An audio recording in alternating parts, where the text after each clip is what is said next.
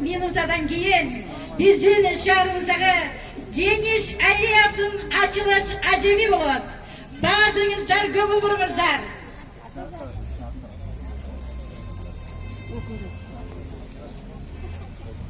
Qirqu acemi shahrimizdan benibash bo'lgan yetakchilarning qo'lida. Kelingizlar, bugungi Jengish aleyasida lentani kesib acemi qo'l chavlar bo'lsin.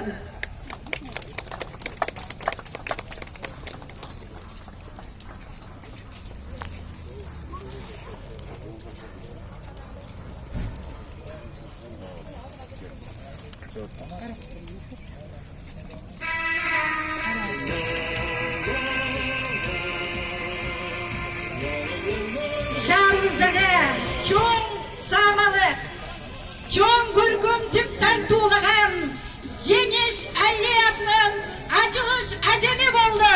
Qo'li chavlar bo'lsin. Kelingizlar.